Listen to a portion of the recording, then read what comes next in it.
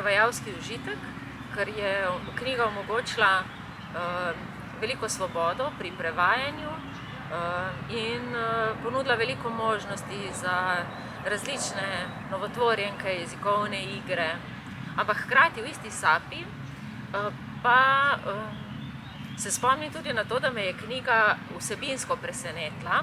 Razlaga namreč pojav entropije in lahko nagovori tako, po mojem mnenju, mladega bralca kot odraslega, ker se dotika nekaterih vprašanj, lahko rečemo tudi vprašanj minevanja, na zelo poseben, nenavaden način in ustaljeno logiko obrne čisto po svoje.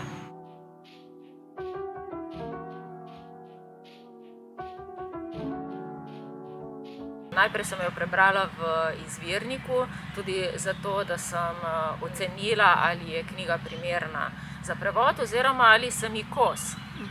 Ker dostikrat se zgodi, da mogoče kakšna knjiga ni čisto v tvoji legi, v tvojih registrih. Dobila pa sem hkrati z izvirnikom, češkim izvirnikom, tudi angleški prevod, tako da mi je tudi ta malo pomagal ali pa razširil pogled na vsebino in na jezikovne zagate.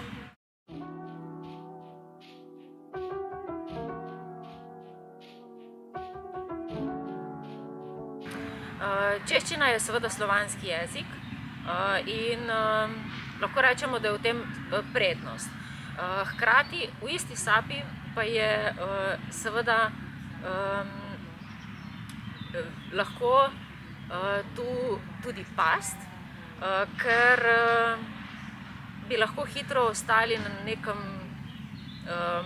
meta jeziku, nekem jeziku, ki še ni čisto slovenščina, pa tudi češčina ni več. Tako da se mi zdi, da je pri prevajanju iz bližnjih jezikov gotovo velik izziv prav ta možnost oziroma nujnost, da se res odlepimo od izvirnika.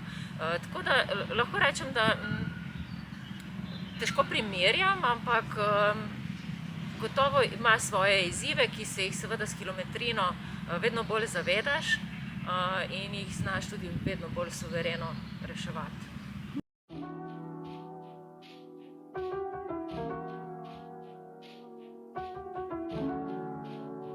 Tako je, da je dobro, da si rezerviraš, vzameš čas za eno knjigo, zaradi tega, ker to pomeni recimo nekaj mesecev, se odločiš, da to je zdaj tvoj glavni projekt, kateremu boš posvetil največ časa, zato da se znajdeš pravzaprav ne samo z glavo, ampak kar s celim telesom v tem dogajanju v knjigi.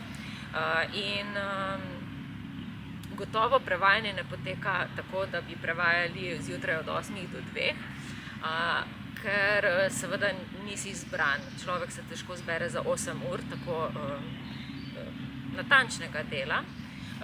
Je pa hkrati, ko rečem, da ne prevajaš 8 ur, lahko rečem, da hkrati prevajaš 24 ur na dan, ker nosiš seveda delo s seboj, še posebej tako delo, ki zahteva toliko ustvarjalnega pristopa in se dostikrat zgodi, da se kakšne rešitve domisliš na kakšnem sprehodu, medtem ko ješ, medtem ko nakupuješ in nekako v podzavesti ves čas loviš možne rešitve.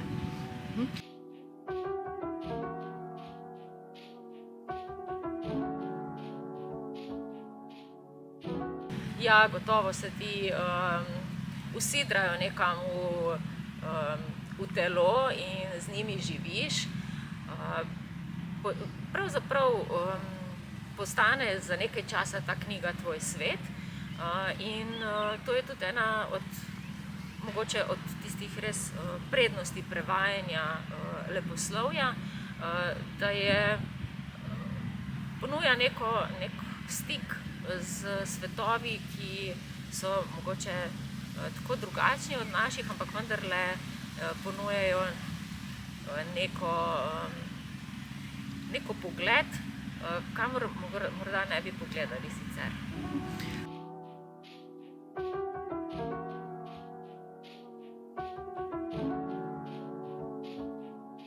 Gotovo vstopaš vsak prevod, vstopaš mogoče z neko novo samozavestjo, ne morem pa reči, da kaj lažje, ker je vedno nekaj novega, vedno nek nov izziv in vsako izhodiščno besedilo svojsko. Tako da tudi skupaj z besedilom se moram tudi jaz kot prevajalka na novo izumljati. Edina razlika je ta, da si bolj zaupam, da morda tudi težko rečem, da hitreje prevajam, ampak mogoče samo z večjo suverenostjo za vsako posamezno rešitev.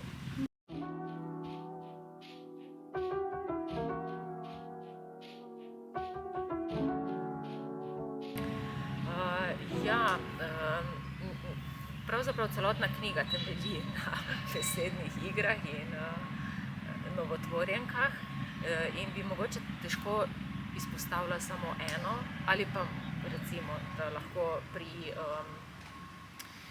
v knjigi nastopa poleg Zatipka in Fleka, ki sta škrata in tropa, ki skrbita za to, da se stvari starajo, hodita v osnovno šolo staranja stvari in v svojem življenju nekoč na izletu v slaščičarno letita na eno deklico po imenu Marjetica. No in že tu je bil izziv oziroma premislek zadaj, kako bomo dali deklici ime, ker v izvirniku seveda to ni bila Marjetica, ampak Margaretka. In potem ima ta deklica rojstni dan, na torti je spisano njeno ime, torta pade na tla in potem se te črke premešajo in v izvirniku potem, ko se črke premešajo, njeno ime nič ne pomeni, ampak recimo v slovenščini, ker sem kompenzirala recimo za kakšno drugo mesto, kjer se mi taka besedna igra ni posrečila, je potem postala, ko so se črke na novo zložile na torto, je postala Marjetica Jamretica, ker je bilo zelo posrečeno, ker je v resnici bila zelo nesrečna, ker se je zgodila ta nesreča.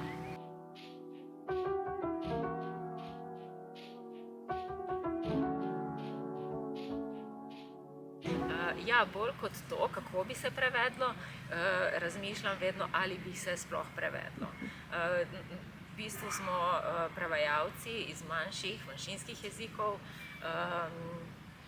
tudi res dobesedno medkulturni posredniki in tisti, ki ponujamo prevode založbam v prevod. Tako da je moj prvi razmislek predvsem to, ali je to seveda, je to kakovostno delo in ali je to delo, ki bi ga bilo vredno prevajati in ponuditi slovenskim bralcem.